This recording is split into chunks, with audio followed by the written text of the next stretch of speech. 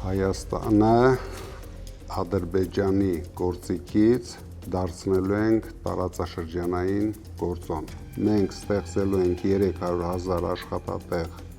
հայերի համար։ Ադրբեջանը ամենաշատը Հայաստանում կարող է լինել փոքրիկ խմբակի երաշխավորը։ Չհարցրեց ինչու եք ոչնչացնում մեր եկեղեցիները։ Երբ որ շեֆի տեղակալը գալիս է, Նիկոլ Փաշինյանը իրավունք չունի տա ոչ մի հարց։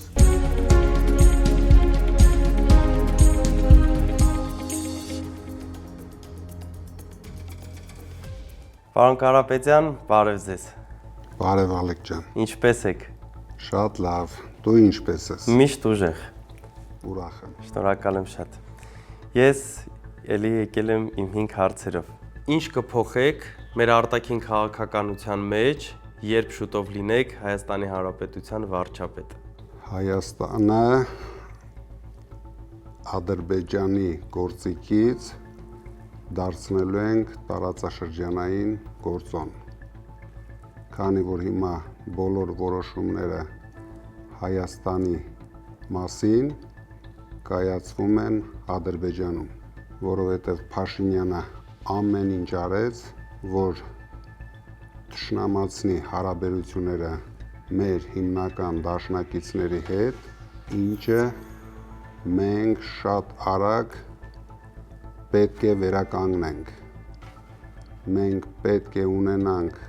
շատ բարեկամական հարաբերություններ Ամերիկայի Միացյալ Նահանգների հետ, Անգլիայի հետ, Ֆրանսիայի հետ, Չինաստանի հետ, ինչպես նաև մեր բարեկամ Ռուսաստանի հետ։ Միայն այդպես մենք կարող ենք լուրջ երաշխավորություններ ապահովել գերտերություններից։ Հաջորդ հարցս մեր այն հայտարարությանը, որ Նիկոլ Փաշինյանը իր վարած քաղաքականության արդյունքում 300,000 ադրբեջանցի է բերելու Հայաստան, արձագանքել է, որ չի քննարկվում հարց արցախցիների վերադարձը Արցախ եւ չի քննարկվում հարց 300,000 ադրբեջանցիների գալը Հայաստան։ Խնդրում եմ ձեր կարծիքը կասեք։ 20 թվականից հետո ոչ Ադրբեջանը, ոչ Թուրքիան Նիկոլ Փաշինյանի հետ ոչ մի հարց չեն քննարկում։ Ադրբեջանի նախագահան անում է հայտարարություն, փոքրիկ խմբակը իր ղեկավարի հետ վազելով կատարում են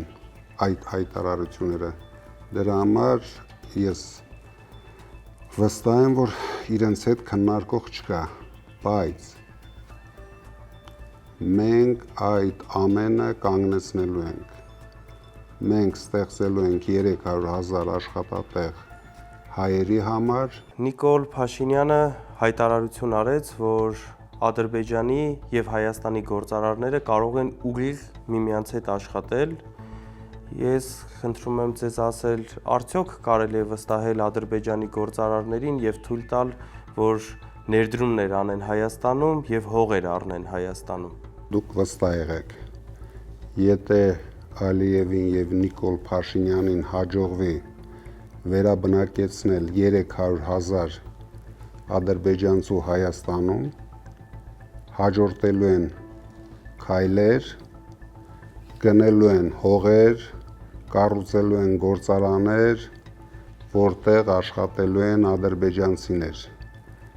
Մենք այդպիսի օրինակ ունենք հարևան Վրաստանում, Սաակաշվիլու սխալների հաշվին Բաթումին նմանվել է թուրք-ադրբեջանական անկլավի։ Վերջերս ազգային ժողովի նախագահը Ալեն Սիմոնյանը հայտարարեց, որ Ադրբեջանն է Հայաստանի խաղաղության երաշխավորը։ Խնդրում եմ ձեր կարծիքը, հայերը վստահում են արդյոք Ադրբեջանին որպես Հայաստանի խաղաղության երաշխավոր։ Ադրբեջանը ամենաշատը Հայաստանում կարող է լինել փոքրիկ խմբակի երաշխավորը։ Հայաստանի երաշխավորը լինելու է